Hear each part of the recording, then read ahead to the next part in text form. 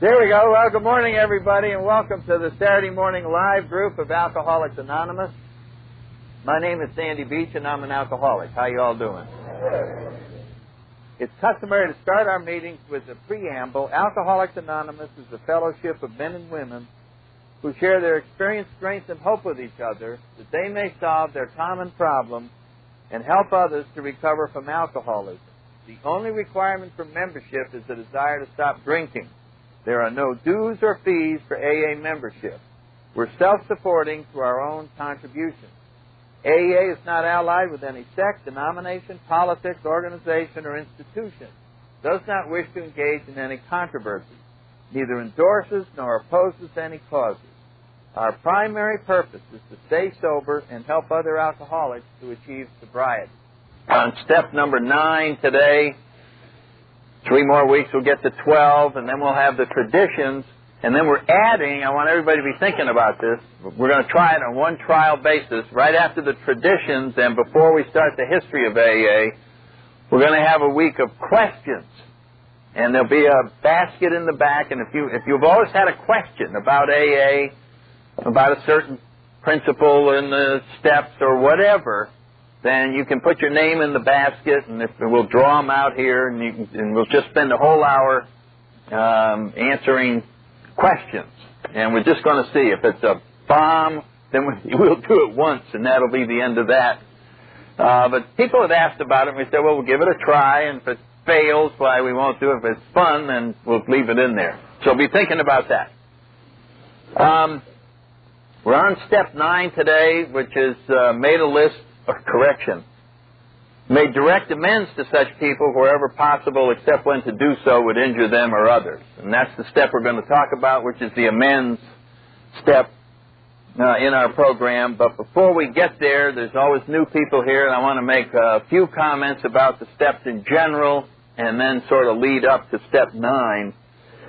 If you are new, let me just say this. The 12 steps, that's what AA is. If somebody says, well, what is AA? It's the 12 steps. That is what individual members of Alcoholics Anonymous do in order to get happy and sober. And notice that I said in order to get happy and sober. And you have to get both. It's impossible to just stay miserable and sober for any extended period of time. That's what going on the wagon was. You just don't drink, and you hold your breath and grit your teeth, and you walk along just not drinking. And all you can think about is what a great sacrifice you're making every day, and it's Saturday, and I'm not drinking.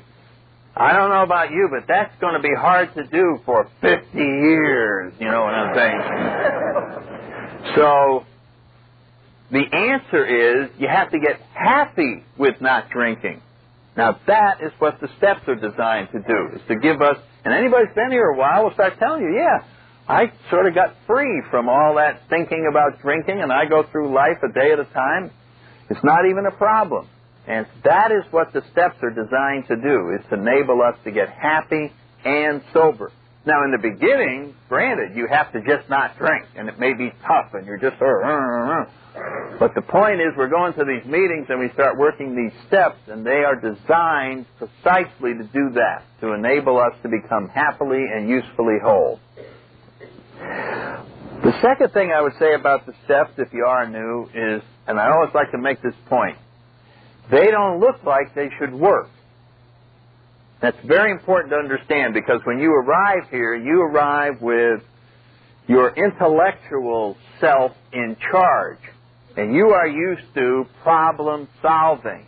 And so when you find out that you're an alcoholic and you finally accept that, then you want to fix it. I mean, that's the natural human tendency. Well, what do you do about being an alcoholic? And then you come in here and we say, oh, you know what you do? You surrender. And you go, huh? Well, what else do you do? Well, you don't do anything else about that. You start doing other things. And so it's just so confusing that we always go out of our way to say it doesn't look like it should work. But it does. It's not where you understand alcoholism. We don't teach you very much about alcoholism. You already know what it feels like to be an alcoholic. And so we work on a spiritual program, and you get the gift of sobriety. It is just a gift. And so when you go to tell people about AA, they will come up to you, and maybe you've been sober 3 or 4 months, and they'll go, "Mary, you look wonderful. What is AA?" And you'll start explaining it to them, and they'll just give you a blank look because you look so happy and your life is changing, and you explain to them, the way I get this happy is I go to my home group every Thursday night in a church basement, and there's 20 of us, and we sit around a table, and one of them is a leader, and they come up with a topic like resentment, and we all get to talk about it, and then we go home. And that's why I'm so happy. And people are going to say the same thing that we're saying now. That doesn't look like it should work. But it does. So you have to experience it. And, of course, we always say, drinking didn't look like it should work. Does it really, even after all the drinking you've been doing, does it still look like it should work? Do you ever have a new person who's never had a drink, and they don't know how to dance, and you say, "Would you like to know how to dance? Drink this." And they go, "Are you telling me if I drink this, I'll know how to dance?" "Yes, yeah, I'm telling you that. I can guarantee you'll know how to dance if you drink this." And you're liable to get a lot of resistance from that person, right? How could a glass of something that smells like motor oil show me how to dance? It doesn't make any sense. Hey, just take my word. If you drink that, you're going to be out there. And if they never drink it, they could be doubting you to this day. What a preposterous statement that if you drink that, you'll know how to dance. And you may feel the same way about the steps. When you come in, you have your own problems. They're all very pressing problems. They're worrying you. You're filled with anxiety. You're not drinking anymore, so you have no place to get any relief from your problems. And you know exactly what they are, and you know what it would take to solve those problems. And someone says, "Welcome to AA, the solution to your problems are these 12 steps." So you run home and you read them, and you can tell from reading them they're not the solution to your problems. I remember looking at it, there was no $2,000 loan in there, and I was looking for that, and there was no woman walking in the door. That wasn't in the steps anywhere. And I could tell from looking at them that they had no connection to the reality of my life that might be nice to do someday after you get your life straightened out and get the pressure off. So we always say this up front, if those of you that are new, what it requires is that you just accept them and take our word for them that this indeed is going to be the answer for the rest of your life. You're going to find this. And that's because this is a spiritual program. And we're not interested in answers. We're interested in power. Life had overpowered you. When we say in our first step that we were powerless over alcohol, that's the heart of a spiritual program. We got overpowered by alcohol. Everything was too much for us. It wasn't that we weren't smart. It wasn't that we didn't know what to do or the various things. We just got bowled over. Things, we just couldn't handle them because they were too much. That's why we went to alcohol, for relief. And we went and got the power. And we got the ability to meet our own fears and to calm ourselves down, and the ability to sleep, and the ability to make a decision. We got so frightened and frustrated sometimes we couldn't make a decision. And you just be going, "I don't know which way to go." And many of us had that. That's all I remember during the whole drinking life was, "I don't know which way to go. I don't know what to do." And so what was the answer to that problem? Go get a drink. That was the answer. I can't make up my mind what to do. I just don't know what's going on. Run out in the kitchen. I'll have the answer soon. Down it went, and then boom, it calmed everything down. All of a sudden I was able to think. I could be a total person. And so I needed the power of alcohol in order to get me through this world. So we're coming in here and we find out in our first step that we're powerless over alcohol, so the whole spiritual answer is power. That's what all the steps are designed for, is to get us access to a power so that we will then be able to move through life in a happy and comfortable fashion, and nothing will be too much for us. That's sort of the AA program in a nutshell. So as you can see, it's quite different from your intellectual approach to life, which we all have, where we're going to figure it out, we're going to get the answers, and we come in here and the answer is power. So it starts out by saying we're powerless over alcohol and our lives have become unmanageable, and that's the first step. And if you go along with that, what you have said is, whether you admitted it or not, or whether you realize it or not, unless there's a power to take care of me being powerless, I'm never going to make it. That's what that first step says. It says you're powerless. It doesn't say that you're ignorant about alcohol. And you could, if somebody could just teach you something, then you'd be out of here. You know what I'm saying? I remember trying to get the answer so I could get out of here, because I didn't want to stay, because I knew if you stayed too long, you'd stay forever. Because I heard people in here that said, wow, I'm celebrating 10 years. And I went, 10 years? You haven't got it yet? I mean, I remember just going, I'm going to be out of here in a month. What are you doing here in 10 years? I'm just waiting to get this answer, and I'm out of here. I was always out of here. I don't know about you all, but everywhere I went, I was there temporarily. I was never anywhere permanently. It was like, I'm here, but I'm out of here. You know, and that was, I reserved the right to be out of here. So it isn't an answer. You don't really learn anything in AA. This is a spiritual program, so everything is backwards. So when I say you don't learn anything, well, what do you do here? You know what you do? You unlearn things. That's what you do. You get rid of wrong information. Our whole program is getting rid of things. Old ideas availed us nothing. So we got to get rid of old ideas. And this whole thing, as we move through the program, you're going to find that a spiritual program is getting rid of those parts of ourselves that are causing problems. Character defects, resentments, anger. We're all talking about getting rid of. And as we do that, our burden in life becomes lighter and lighter and lighter. Sobriety is like a balloon ride. Louis, a balloon ride. I remember you going on one once. If you want a better view, you throw things overboard, and then it goes higher, and you can see. Or you can use the power to generate more heat to go higher. But the whole point is, if you get rid of ballast, you get rid of excess baggage, you immediately rise. And that is what sobriety is like. First we get rid of alcohol. And then as time goes on, we get rid of all other things that are blocking us from a higher power. So that's why this is so different from our previous way of solving problems. In the AA program, we don't solve problems. They never get solved. Solve means you figure them out. In sobriety, when we work this program, problems get removed. They just get lifted out, never having been figured out. And I remember having a discussion with a guy one time, and he said, I'm not sure if I want to get rid of a problem until I figure it out. Does anybody relate to that?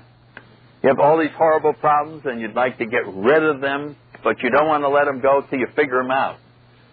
My friend Clancy talks about the guy on the Titanic, and he won't get in the lifeboat and pull away, and he just stands there, and the ship's going down. He says, I'm not getting off this baby till I figure out what caused this accident. That's the way we are a lot of times. We want to figure things out rather than simply have them taken away.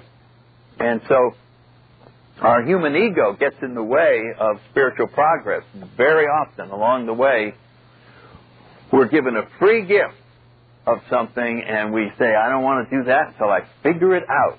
And so as sobriety goes along, we learn how to accept much faster than the requirement to figure things out. That's our old intellect saying you've got to figure things out in order to make some progress. Well, I don't have any more of an idea today why I'm an alcoholic than I do the day I came in here in 1964, and I'm not remotely interested. I could care less, because it has no value in knowing. I might be able to go on a talk show if I knew why, but it has no value in staying sober, knowing why I became an alcoholic. All I have to do is work on having a power come into my life that removes my alcoholism, and I'm home free. And so I've learned that that is the answer we're working on here, rather than figuring anything out. And it's a great freedom to not have to figure everything out, that we can simply immediately accept something and work to have it removed and move on free as a bird. And this is a tremendous new way of life. But it all starts with admitting you're powerless. And if you don't admit that you're 100% powerless, you won't get the rest of the program, which is why our first step is so important. It's the only step we take 100%. The only one we can do 100% is the first step. We have to totally understand that we're powerless over alcohol with no reservation. You can't be almost powerless. I'm almost like these other people, but my case is a little different. You see, there were certain circumstances that led to my drinking. And this makes me a little bit different from these people, so I'll be working the steps a little different than the other people, and I'll be modifying some of this stuff, and I'll be doing this, and boy, I'll tell you, you are signing a death warrant when you start screwing around like that. That is suicide, to start messing around with almost powerless, because I'm going to tell you something. You almost need the steps. You almost get a sponsor. You almost get a home group. You almost work the program, and you almost get sober. And almost getting sober is, as we said last week, like almost having a parachute. You know what I'm saying? You get thrown out of the plane, and you say, you know, I almost took a damn chute. And the other guy said, no, I didn't even think about it. Well, I'll tell you, you're both in the same boat. Almost. Getting a chute is of no value whatsoever. So almost being powerless over alcohol. So that's why it has to be worked 100%, or it doesn't open the door to this need for a higher power. And the reason that we're able to accept a higher power in our lives, which this whole program is based on, is not because someone convinces us that there is a higher power. AA does not attempt in any fashion to convince anybody of God. We don't try to prove the existence of God. We don't do any of that. Our specialty is to convince you of the need for God. And if you accept in your life that you are in a situation where the only answer is a higher power, if you can open your heart to that degree, the higher power will be there. That's all that is required. All we have to do is be totally open to the idea, and then it'll be up to you to explain what this higher power is. So in AA we talk about higher power as you understand Him, God as you understand Him. So this thing becomes a very personal experience, but it all begins with you getting totally honest and admitting that you're powerless, and unless there is something else other than you, you're not going to make it. And if you can get that open by changing your mind in the second step about a higher power, and then deciding that this has to be the top priority. If our number one problem is powerless, then our number one priority should be access to a power. So that's what step 3, made a decision to turn our life over. And then the rest of the steps are having access to this power. And we don't, like we say every week, you don't have to go anywhere to find this higher power. It's already inside of you. But you have, through free will, the power to block out a higher power. You can become so totally self-centered, which all of us did, that there is no evidence of any higher power anywhere in your life. You hear about it, but you've never experienced anything, so as far as you're concerned, all the rest of the people are lying. There's no such thing as a higher power. I never saw any evidence of a higher power, and this is true. This is absolutely true. You wouldn't be lying if you said, I don't believe in God. I never saw any evidence of anything. All I see are people killing each other, and all that, and then you'd be telling the truth. But what we find out is, once we become open-minded and start removing character defects, blockages to a higher power, that this power comes rushing in and we have a whole different attitude and a whole different outlook on life. And that's all we're talking about. The proof of a higher power is the unexplainable change in personality that occurs in AA members. That's the proof of a higher power. There's no other explanation for someone being so happy with life, because circumstances have not changed at all. All they've done is become open to allowing something to come into their lives, and then they start blossoming and walking around. So when we talk about spiritual awakening, we're talking about a personality change, where suddenly you're walking around positive, and you're talking in a happy fashion, and you're interested in life. That's the rewards of a higher power. Now, you may call that higher power your group. You may say, well, that's happening because I go to my AA meeting, and so it's the power of that group. That's fine. That can be your definition of a higher power. That's as far as it has to go. In reality, this is what most of us did.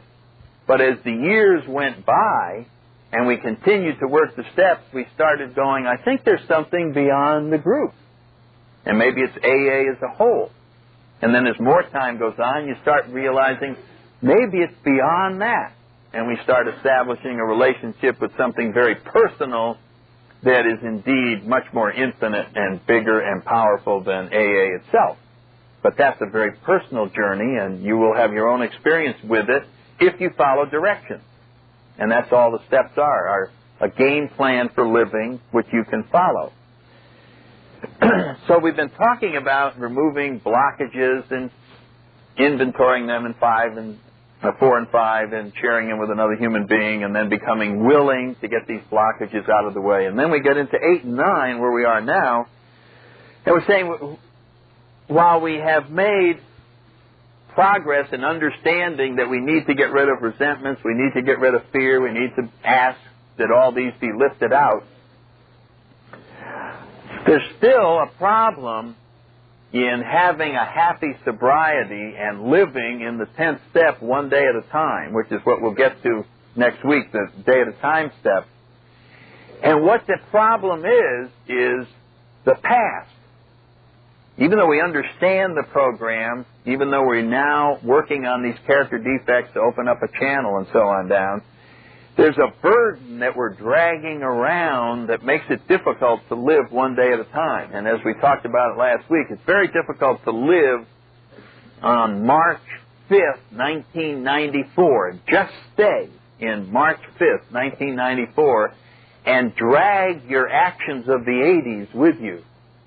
You know, all the stuff that you did over those drinking years and maybe even before that are filed in your memory, and you're walking along on March 5th, 1994, hoping you never run into Fred Jones.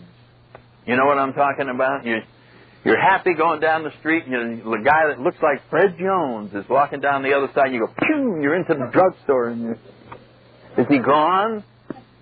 Well, maybe there's a whole list of people that you really hope you don't run into today. Former bosses, wives, husbands, creditors, banks, the government, the FBI, the police,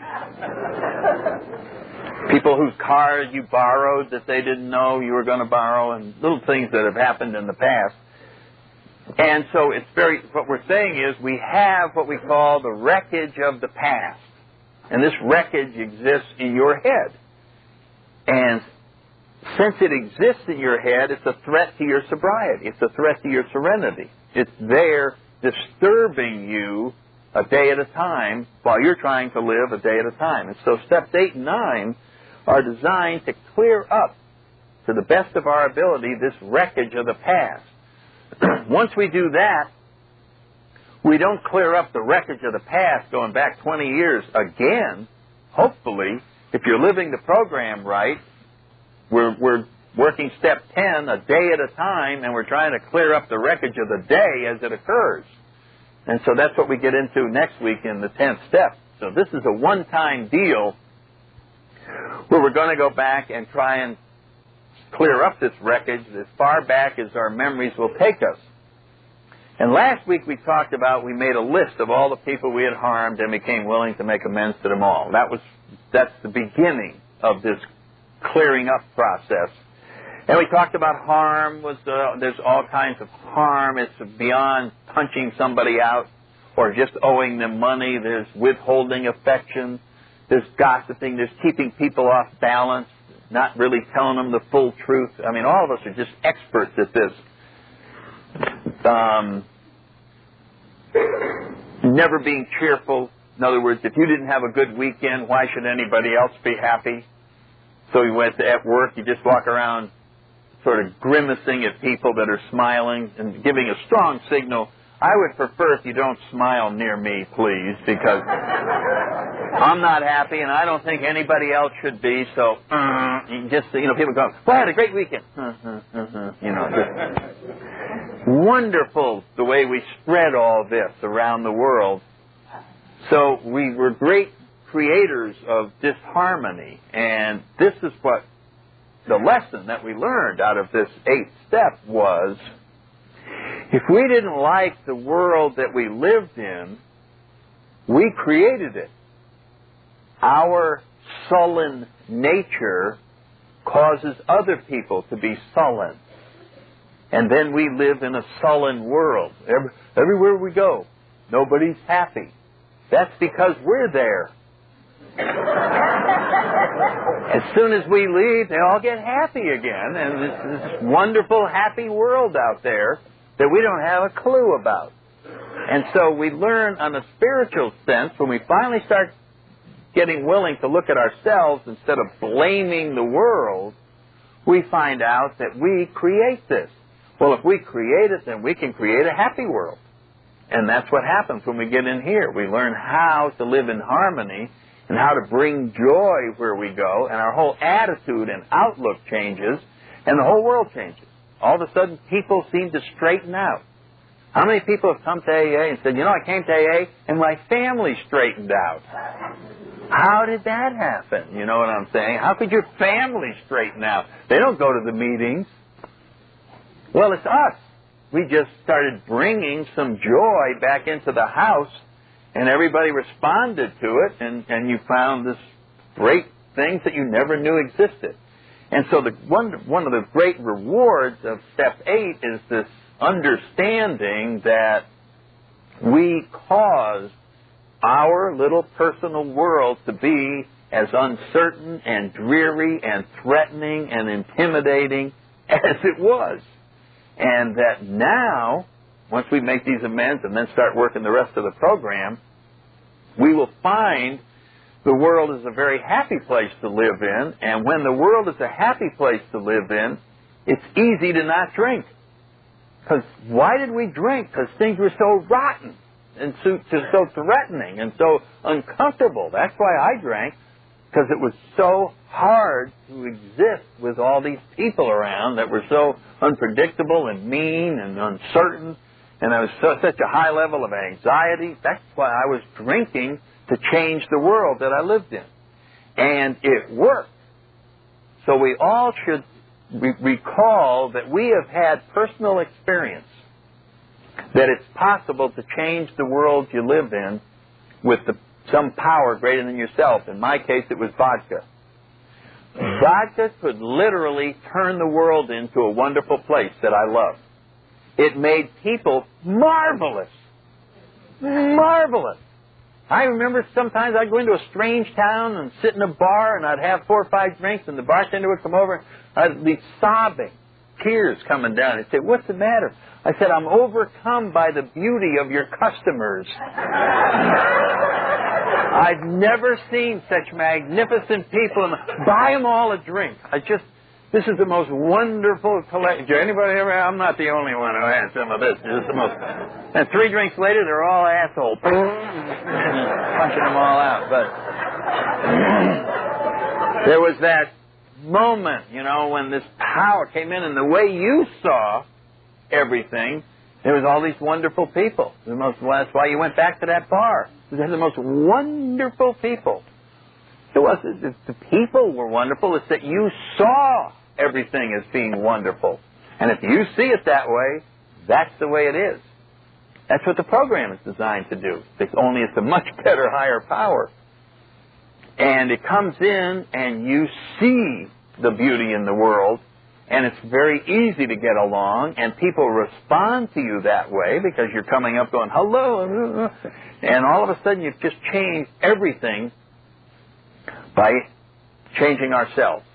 And so that's the 8th step, gives us a great deal of insight into ourselves. And then we come to the 9th step, where we're going to take this list of people and we're going to go make amends to them. Now, making amends is a fairly straightforward thing. If you owe somebody money, you call them up and you say, hi, I'm calling up because I owe you $350, and I've just gotten a job back. It's generally suggested that we just go right down and do something very unusual. A lot of people come up and they go, what should I say? You know, why am I making this phone call? I haven't called this person and this and that. What do you think I should say? And I remember hearing my sponsor told me, he says, why don't you try something very novel? The truth. The truth. Hello, I'm in AA. I'm an alcoholic. I am recovering. I owe you money. I am now going to meetings and I'm getting my life straightened out and I'm making amends, and you're on my list of people who I want to straighten things out with. I have a job. I can pay you $5 this week, and I can do that. That would be one approach. The other approach is, my uncle died, left me a little money, thought I'd send you $5. Now we got to live with another lie, but you can have your own, you know. Even back in the big book written in 1939, Bill suggests, when we go back and talk to creditors, that we tell them about our alcoholism, and that's back when the stigma was incredible. So anyway, it is suggested that that is one approach. And so we have this list, and we start down it. If we can find people that are nearby, we immediately go do it. I've been to meetings where people say in the 9th step, and boy, you will hear this, trust me. You get to the 9th step, and the leader or someone in the group who's been around a while will say, you don't want to rush into this step. I'm going to just tell you that ahead of time. The 9th step has this PR guy running around saying, don't rush into it. Well, you say don't rush into it to an alcoholic, and I remember going, hey, that gives me about 8 years. Right there. And the reason they say that, they take out of context something that's in the 12 and 12, where it says, we may not want to rush into this, comma, we may want to wait several weeks or longer. Several weeks is the time frame. And then he goes on to say, we want to make sure that we're sober. We want to make sure we've got a handle on this sobriety. But once you know that this is working, then go ahead and start telling people in the office or wherever you're going to make these amends, and just start doing it. And so if somebody's saying, well, how soon should I do a 9th step? I would say several weeks. Do you have several weeks sobriety? Now, check with your sponsor, but I'm just giving my own version. And then I will also pass along when one of our co-founders did his 9th step, just for historical perspective. Dr. Bob did his 9th step with 4 hours of sobriety. So I just passed that along. He performed surgery on that person and then went out, and Bill didn't know where he was, and he spent the whole day going around Akron, Ohio, making amends to people that he owed money to, told him he was an alcoholic, he was getting his life straightened out. And when he came home that night, he had relieved himself of a lot of burdens that were causing him to drink. Guilt, fear of running into people, his reputation in the town, all of those things. And he straightened it all out in one afternoon. So there's tremendous value in this 9th step. The rest of the step is fairly straightforward. I'm going to make amends. If I don't know where the person is, then I have it on my list that if I can find out where they are, I will try and contact them, sometimes done by phone. In person is the best.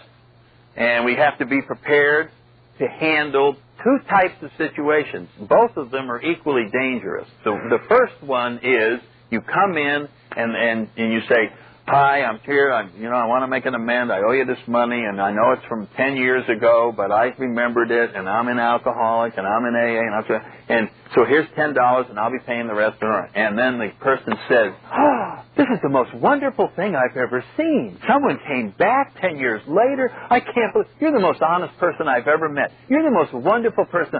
I'll tell you, this is very dangerous for an alcoholic to get any sort of treatment like this, because you come out of there with your head so big that you're liable to get drunk because you're close to sainthood, and it looks like God wants you to have some wine. So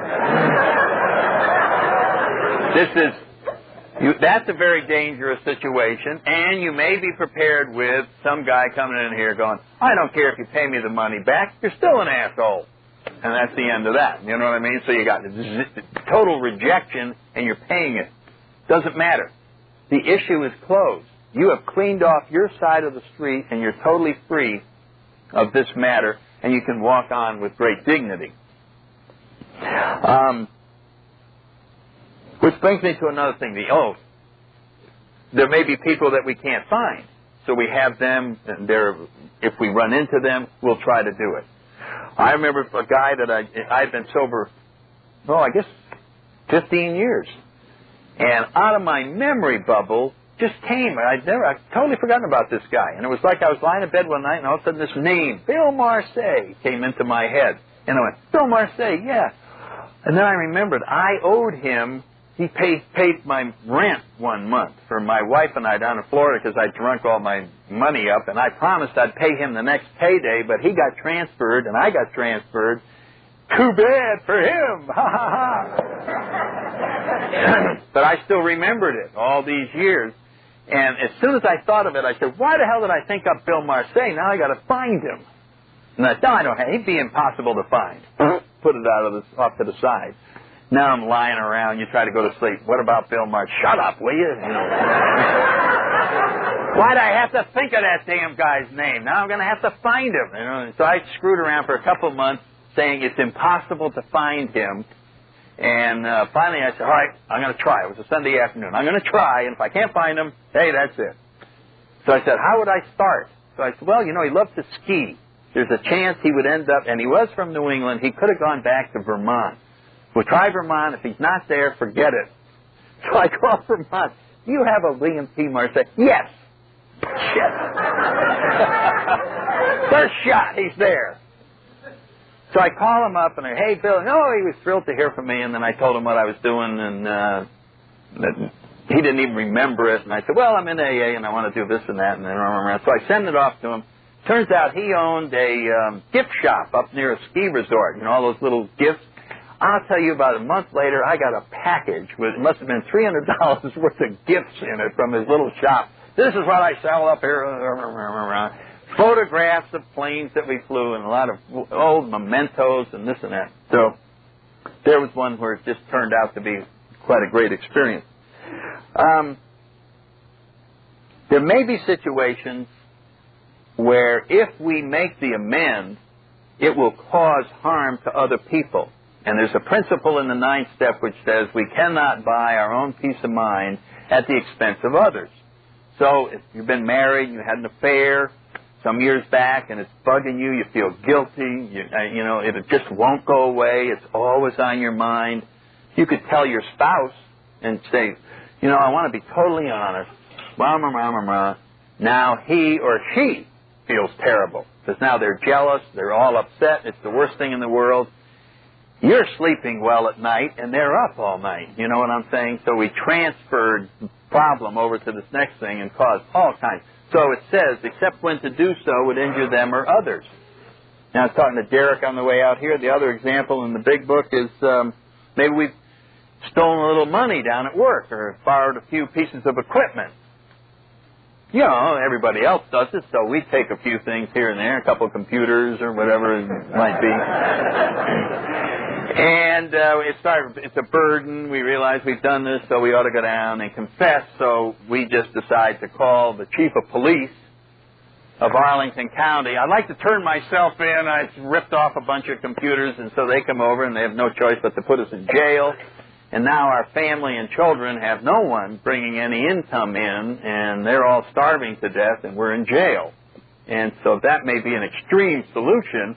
So we talk it over with our sponsor. Maybe there's another way of handling this, and we come up, maybe we can accumulate some money and then go see the employer and then tell them what we're trying to do, and et cetera. But it's something we're willing to work out, but we're not going to take a rash action that would immediately put somebody in jail and have other people suffering as a result of it. Now, the last thing I'll say about this 9th step, and I think this is real important, then I'm going to read the promises and we'll wrap it up. And that is, Phil writes in here that we're not ashamed while we're doing this 9th step. This is not an exercise in beating yourself over the head because you've been such a bad person. Making an amends in a spiritual sense is a very dignified process. We are doing the right thing. We are setting a good example for ourselves and for people around us. And so it was suggested to me a long time ago that you don't go alone when you are doing a 9th step. That if you have an appointment to go see a former employer and you're nervous about it, and Mr. Brown is a very intimidating figure, that when you get to the building, you go up to the 9th floor, wherever Mr. Brown's office is, stop in the restroom on the way in and get the Serenity Prayer out and read the Serenity Prayer and talk to your higher power and see if he's busy. See if he'd like to accompany you on this little 9th step, amend. And when the secretary says yes, just say, would you tell Mr. Brown that we're here to see him? And you and your higher power go in there and just with great dignity just say, Mr. Brown, I'm here. And just eye contact. I'm here because I want to make an amends. I am, and just, you're doing the right thing. You're not some dirtball who's worming in there. This is a very wonderful thing that's happening. This is a very important moment in human relations. There aren't enough amends made in this planet. And if there were more made, it would straighten things out and reduce tension to do a 9th step. So treat it that way. And don't go walking in there like, oh, I feel awful. Just be there. You're not arrogant. You're just trying to do the right thing. And you're totally willing to have the situation turn out the way it's going to turn out. In wrapping up, we go in our big book, we find that the promises of AA are in the 9th step. If we are painstaking about this phase of our development, we'll be amazed before we're halfway through. We're going to know a new freedom and a new happiness. We will not regret the past nor wish to shut the door on it. We will comprehend the word serenity and we will know peace. No matter how far down the scale we have gone, we will see how our experience can benefit others. That feeling of uselessness and self-pity will disappear. We will lose interest in selfish things and gain interest in our fellows. Self-seeking will slip away. Our whole attitude and outlook upon life will change. Fear of people and of economic insecurity will leave us.